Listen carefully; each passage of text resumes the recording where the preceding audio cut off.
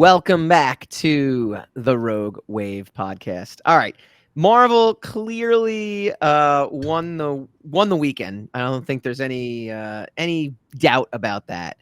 In terms of the panel announcements, they were definitely like, the talk when the show ended, because they dropped so much. Like it was almost like you could tell, like they were like, we've got all these things, and definitely like that was, a big thing, and they really laid out their phase 4 and phase 5 plans. And not only that, they also laid out their animation on Friday. So they actually had 2 big days where their animated series, they were, kind of going into depth about that. And then at the same time, the next day, they ended up dropping like all the major, live action, both TV and movies. So this is from Marvel.com.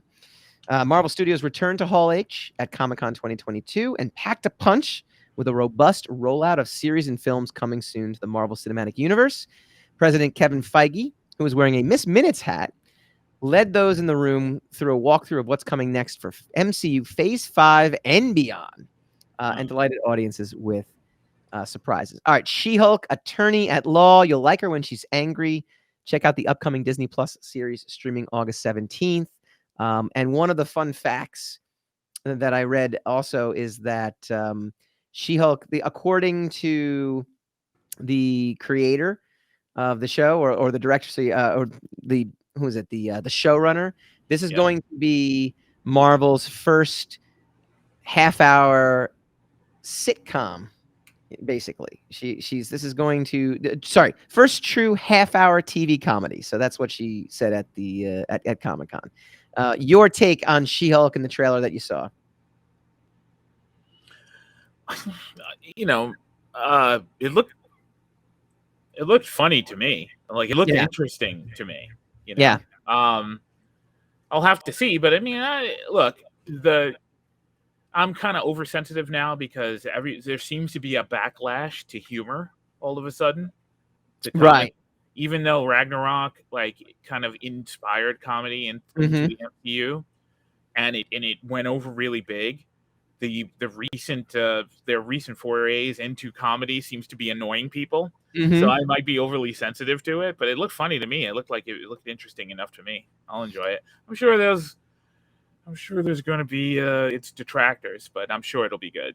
It's funny. After I read the quote, I actually enjoyed it more because I wasn't sure if trailers can be very deceiving, right? In terms of tone, to me it didn't come off. It came off a little lighter, but not any less, TV half-hour comedy vibe, just from its initial impressions. But then when I saw the quote, I was like, oh, okay, now I don't know. It made me look at the trailer in a completely different way. And that was, in a good way for sure. So Secret Invasion, that is also a Samuel L. Jackson and Ben Mendelsohn reprise their roles as Nick Fury and Talos in Secret Invasion, arriving spring 2023 to Disney Plus. Colby Smulders took to Hall H to tease the series, which will follow Nick Fury and Maria Hill reuniting, as well as some brand new characters. Talos and the Skrulls are back too, as we just mentioned. She said Secret Invasion is a darker show, and she's excited to showcase these characters in new ways and dive deeper into their stories. We hear that kind of soundbite all the time, like it's deeper and it's darker, and then it just turns out to be just another typical show. So I'm not going to hold my breath. They said deeper and darker so that it can get you to react that way. Yeah. So, well done. Yeah. I'm kind of like, we'll see. But what's funny too, just about your comment about comedy, right? I think all the hardcore comic book fans are all like, no, we want this to be more serious and gritty and blah, blah. And then when it's too gritty, it's like, oh man, that wasn't good at all. Nobody's happy with nothing. That's why you got to stay off social media, because nobody's happy with anything. And then there's like a hive mind of dissent, and so I stay away from that. I am out on social media. Like I made a mental vow, like almost like a San Diego Comic-Con New Year's resolution. I still need to use social media because we have to use social media because we need to promote for ourselves and things like that. But I have made a mental note not to get mentally involved in anything I see, and to avoid all things that are going to cause controversy. I believe we had a conversation about this quite a while ago. Yeah. About I understand the necessity of social media. I Right. get it, and I get why you need it, and that it's essential. Utility. It's indisputable. Yeah. In our day and age, but you don't have to cater to it. Right. You can Right. you can stay off it. You can avoid it. Well, that's what I'm saying. I think catering is the best word that you could have used, right? I am not going to cater to things that are happening on social media. I'm not going to cater my opinions. I'm not going to cater a lot of stuff. Like I'm going to try. This is obviously you're going to try, because the whole purpose of social media is to light a fire in you so that you will keep using it, because it is insidious. It's a pathogen. Right. But I'm going to try to resist all of that. And so far, so good. I've also noticed that when I stare at my phone too much, my eye gets really dry and I start getting spots in it. So I was like, that was really my thing for being like, you know what? I think it's probably time to get off my phone as much as possible. It's not screaming. Like Tom Cruise is having like the year of his life right now, right? And so recently, Mickey Rourke just came out and said Tom Cruise is a terrible actor. This and that. And like, okay, and then the internet explodes because everyone's defending Tom Cruise and he's got $1 billion movie, this and that, blah, blah, blah, blah, yeah.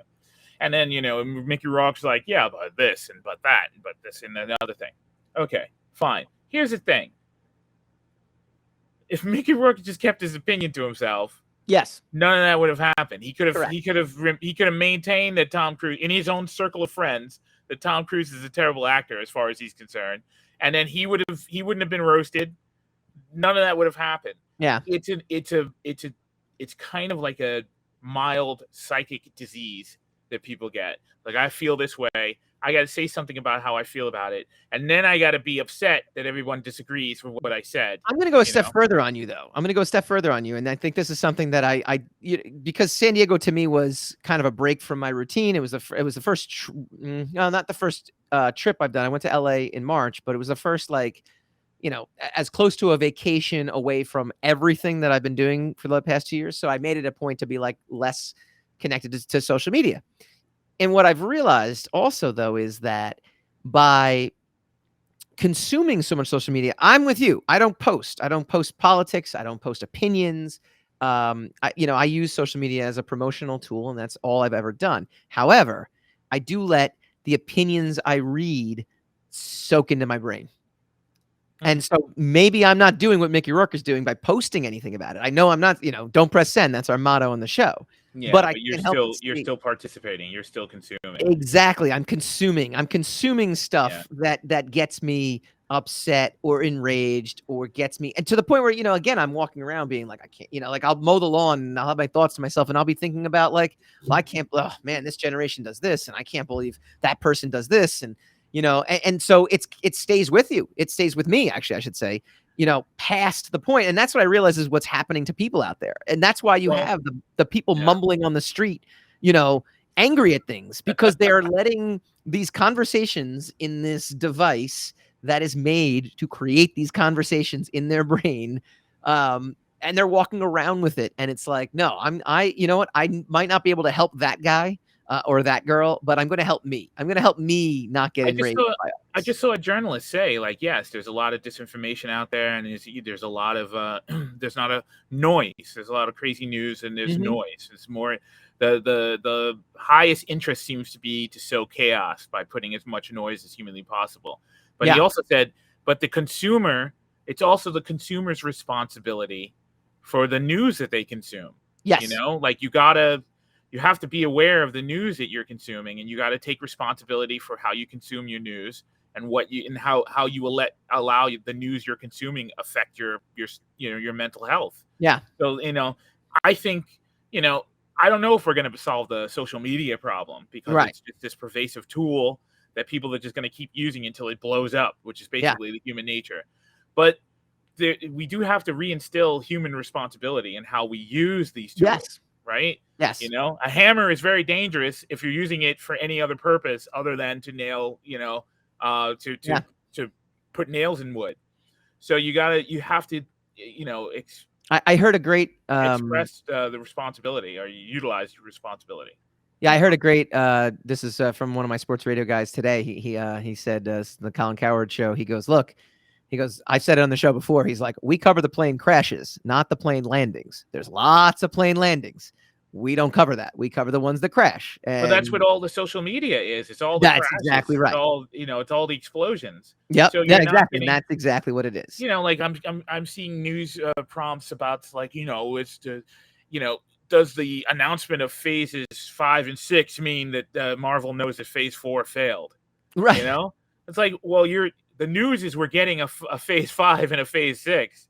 Right. You know, obviously it didn't fail to such an extent that they couldn't do any more phases. Right. So why are we even speculating that?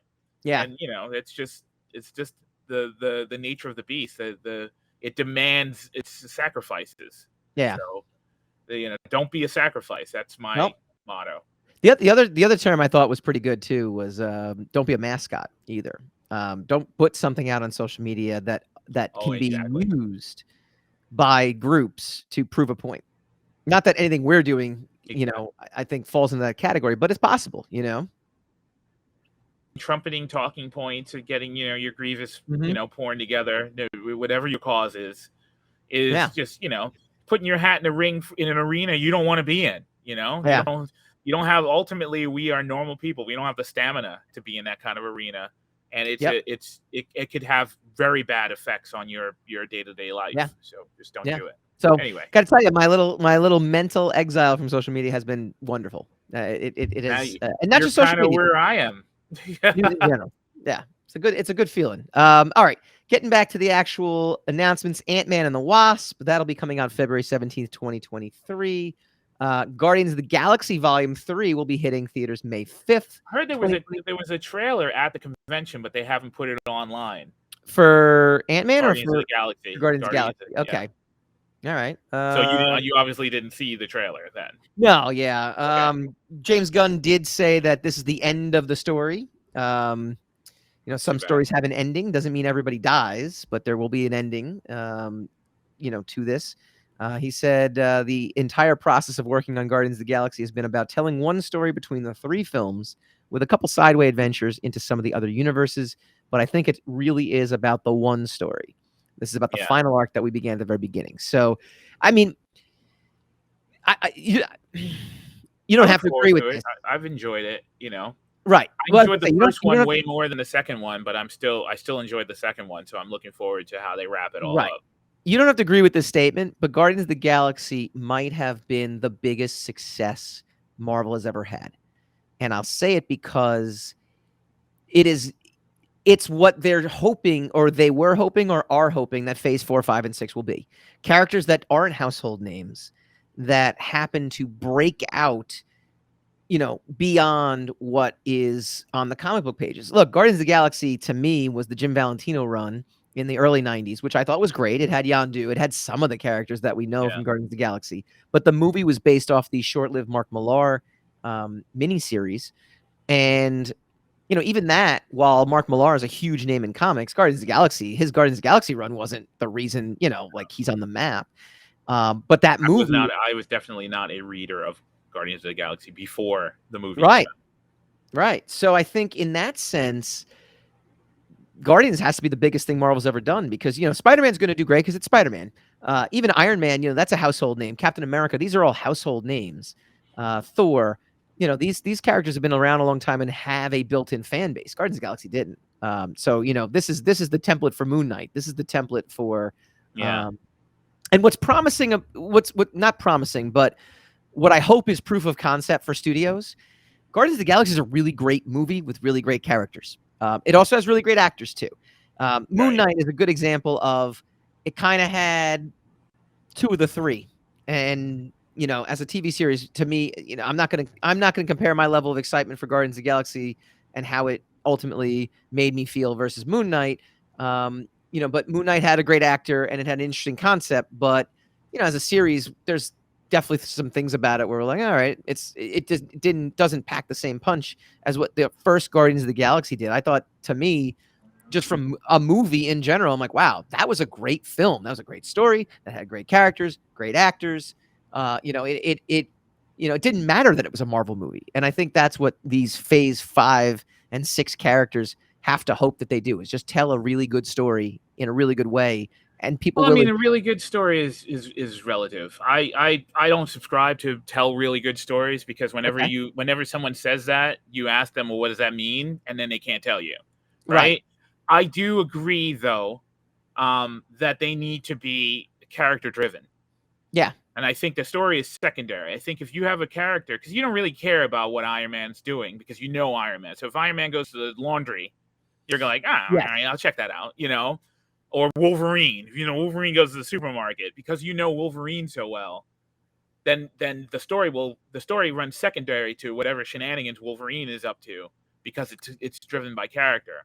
I'll give you my definition of a great story, though. A great story to me is great characters in a intriguing and consistently told premise that gets me engaged, like an engaging premise. Yeah, but look at all the variables in there. That first of all, there's you, so you're a variable. They can't totally. I can only give you what my definition. You asked, like, people don't know what their definition of a good story is. I'm actually telling you what my definition is. I didn't ask. I said basically it's a nebulous term. That's why I said I disagreed with the good story line, even though I understand what you're saying.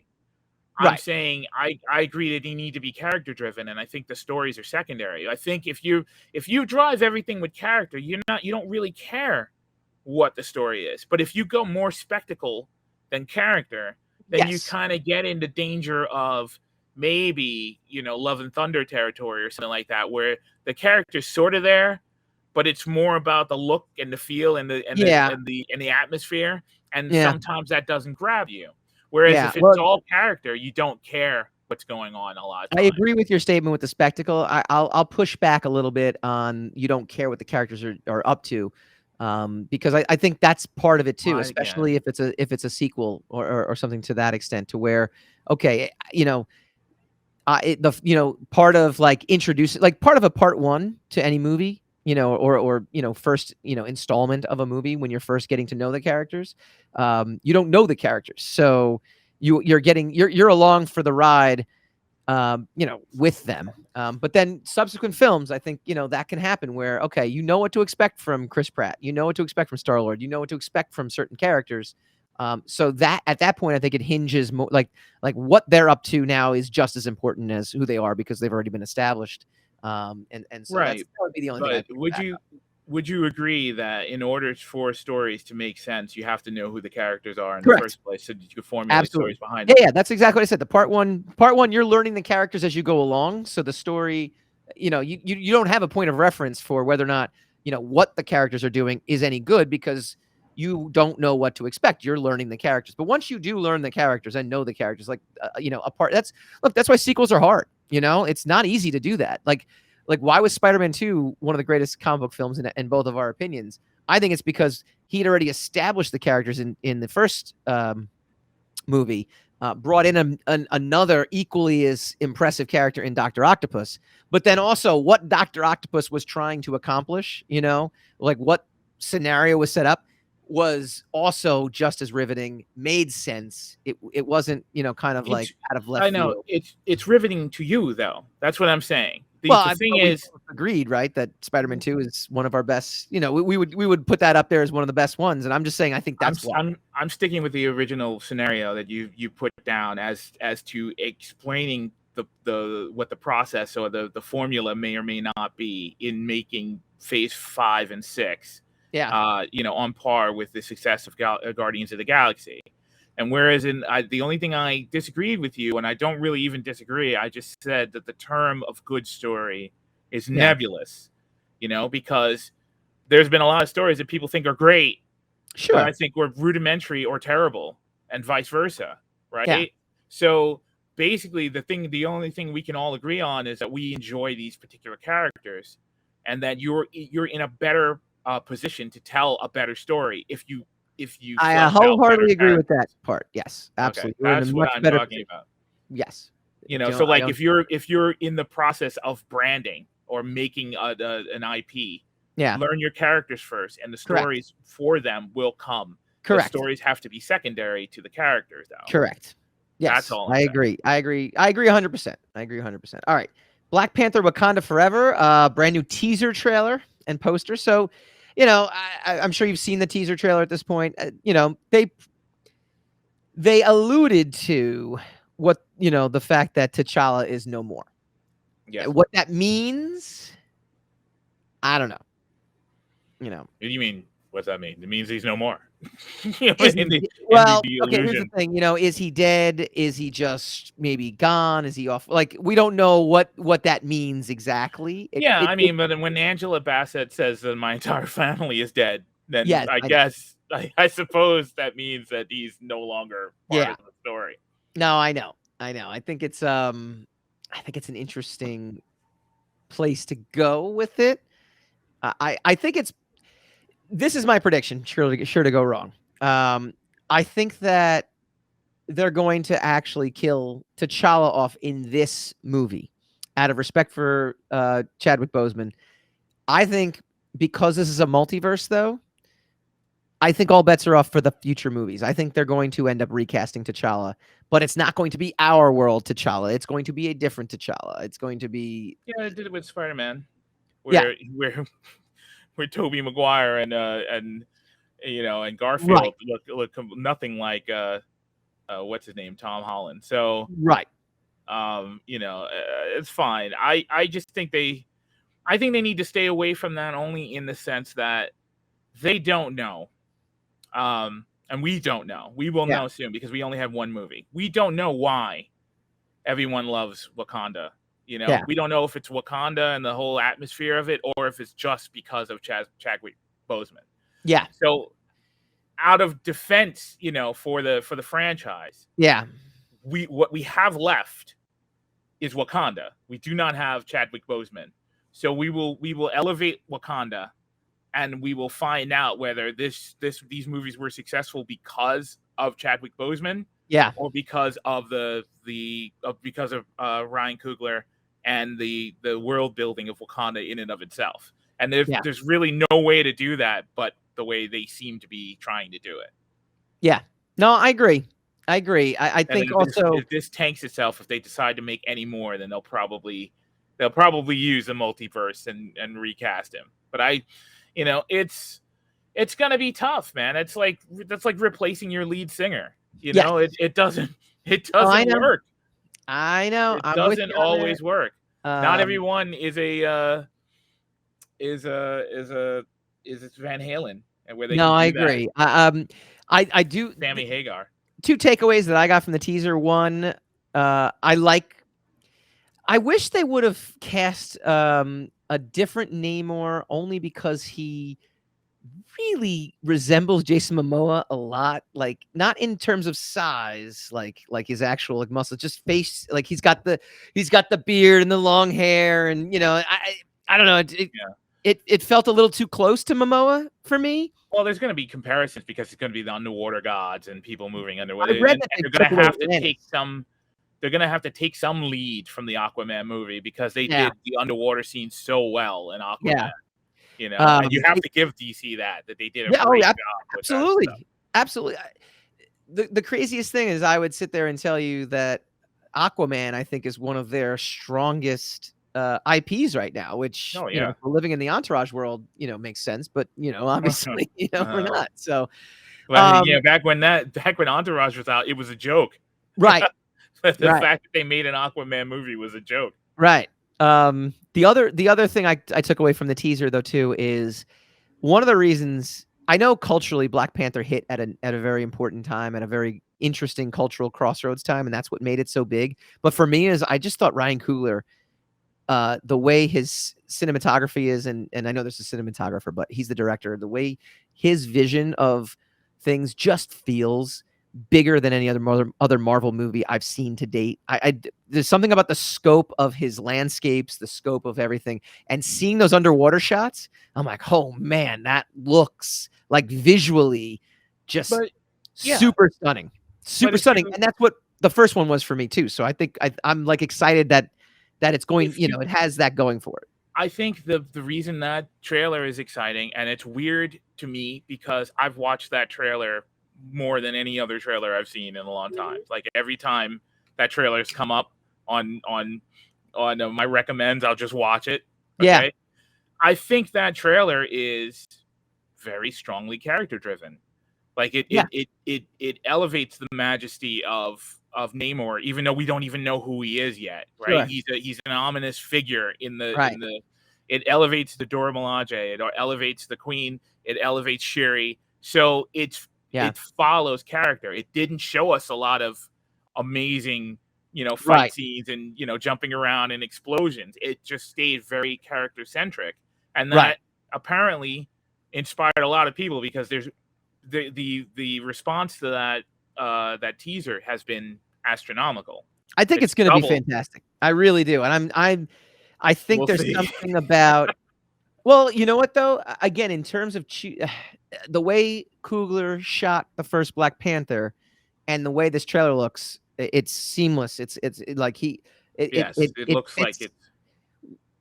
We're not going to get into the prequels of Star Wars, but one of the biggest complaints that I had about the prequels of Star Wars was it didn't feel the same way because it wasn't shot the same way that the original Star Wars movies were. There was a disconnect, which I thought when Force Awakens came back, J.J. Abrams kind of shot it in a way where there was continuity there.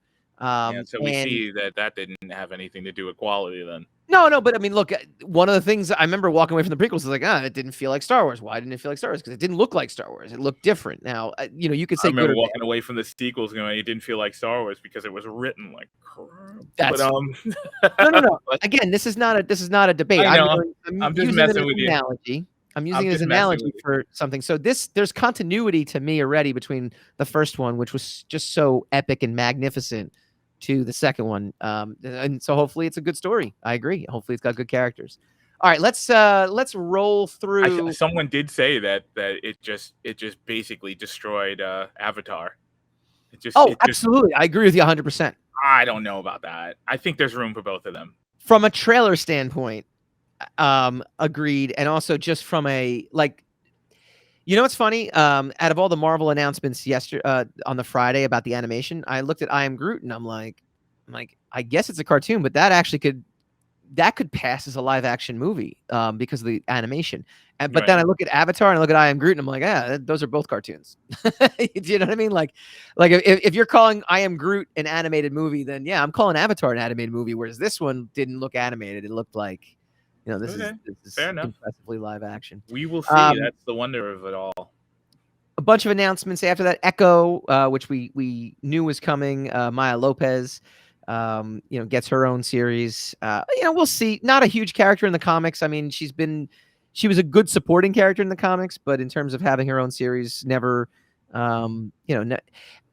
Shows like Echo are interesting to me because if they are successful. It's starkly different than what is comic book successful with some of the more recent characters, because Echo is really only 20 years old herself, and so it's interesting to see if her show is deemed a success and the ratings bear that out, then there really are two distinct audiences between the comics and the movies. So we'll see how that goes. Loki season 2 arrives 2023 on Disney Plus. Blade will be in theaters November 3rd, 2023. So our 2023 is packed, which is great. Ironheart, who will be in Black Panther: Wakanda Forever, which I think is a smart move to introduce her there, has her own solo series arriving fall 2023 on Disney Plus.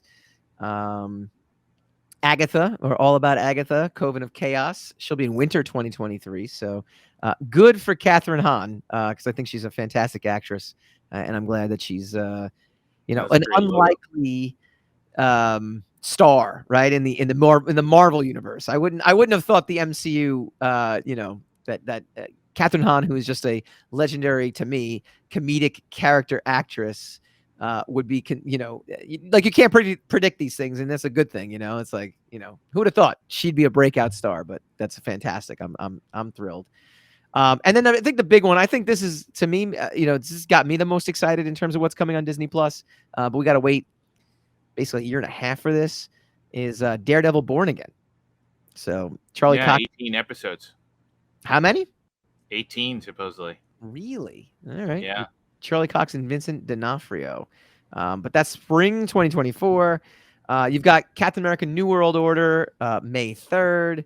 So that'll be the big release 2 summers from now. This one I'm excited for because I am the foil from the comics. I think they've actually got things set up well enough that they can pull this off. Thunderbolts, July 26th. The backstory for this one, kiddies, is Heroes Reborn took Fantastic Four and the Avengers and moved them to their own pocket universe, so Rob Liefeld and Jim Lee could do whatever they want with them and reboot them, essentially. And if they were successful, they would have kept them going that way, but it was not. And so to fill the void in the Marvel universe, a new team of heroes were called the Thunderbolts, came out, and it turned out it was Baron Zemo pulling. Yeah, the Thunderbolts are kind of like the Suicide Squad for Marvel. Yeah. And then finally, Fantastic Four. Not finally, but before we get to the Avengers movies, November 8th, 2024, it kicks off feature film, introduces Marvel's most iconic family. I got to sit there and tell you, outside of Black Panther Wakanda Forever, I feel like this is the movie that the fans are the most excited, anticipating. Is that a fair statement? I don't know. I'm not a Fantastic Four fan, I'm not either, but I feel like I don't know where you would. I don't know how I would assess what the fans are most anticipating. I feel like the fans are like super hyped about Blade and Guardians. The third Guardians movie. No, but I'm because this is the first. This will be technically the first Fox acquired move. Well, yeah. I think this is the first Fox acquired movie. So I think there's a wonderment and an anticipation for what does this actually mean that we finally get an MCU. All right. Well, if you're asking me, though, I have no idea. I don't know anything about whether or not there's super buzz for Fantastic Four. I mean, I just heard about it in passing. Yeah. And my first reaction was Aaron's first reaction, which was like another one. Like they're going to do a third iteration of it. So we'll see. And finally, 2 Avengers movies coming out in 2025. So our 2025 slate is pretty. 2025, though. I mean, I know, right? Come on. If the world is still here by then, that'd be great. Don't get sucked in, Hassan. Don't get sucked in. I'm not even talking. I'm talking about a meteor. I'm like anything could happen in the next 3 years. Fair enough. I'll go meteor. I'm not talking politics. I'm just talking, are we even going to be here in 2025? This is phase 6, by the way, and it promises compelling storytelling and continues in theaters May 2nd, 2025. The Kang Dynasty. So, there's going to be multiple variants of Kang popping up, which will ultimately get very confusing, I think, but will culminate in this Avengers Kang Dynasty movie, not directed by the hanging their hat on the multiverse, man. Everyone's going multiverse in the. I know. We'll see. Got to be careful with that one. That can. Oh yeah, it's the coffee very easily. It's like any other tool. It can be overused or used in the wrong way. So yeah. And then finally, and all right, I'm kind of excited for this. November 7th, right in time for our birthdays. 2025, Avengers: Secret Wars. Secret War was a big one in comic book lore. So I'm thinking. Wonder why they're doing them in the same year. There's got to be a reason. Oh yeah, I mean, maybe. No, but there's got. I suspect not even a storytelling reason. I suspect a financial reason why they're trying to do those in the same year. Could be. Just like they don't want to push something until 2026. Yeah, could be that. I mean, it could just I don't know. It's tough to say. They've built up. They've built up. I don't know how to say this exactly. Things so well in phase 1, 2, and 3 to the point where Infinity War and Endgame. I mean, I know my thoughts on Endgame, but still, I still have to hold a candle to what they were able to pull off in terms of culmination of a story, itself and a universe. It's gonna be interesting to see, minus Robert Downey Jr., maybe minus Chris Pratt, maybe minus Thor, maybe minus a lot of these familiar faces, if they can build that same kind of linchpin up for Secret Wars when it comes out. But we'll see. Yeah. That's kind of half the That'll fun. be the Right? challenge. If they can get anything near, I liked Infinity War better than Endgame, but if they can get anything near the hysteria and the enormity of Endgame, Yeah, then they've beat the odds twice. So we'll see if they can do it. That's a good way to put it up. All right, what did you guys think? Comment in the chat. We will comment with you all. Well, we are commenting with you all show long, but we'll do it throughout the week as well. Next week, so we're done with this episode. That's it. That was my San Diego Comic-Con wrap-up. That was our San Diego Comic-Con reaction. Man on the ground.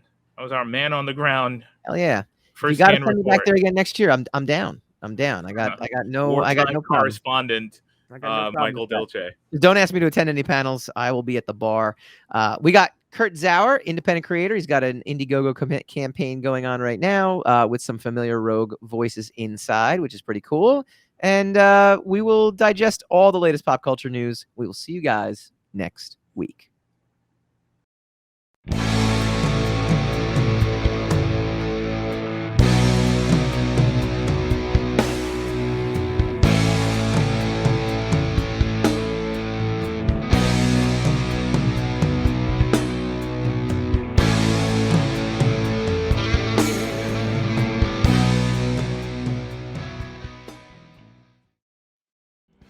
Hi guys, Mike Dolce here from the Rogue Wav Podcast. If you like this video, please feel free to like, share, subscribe, all that fun stuff. It really helps us out.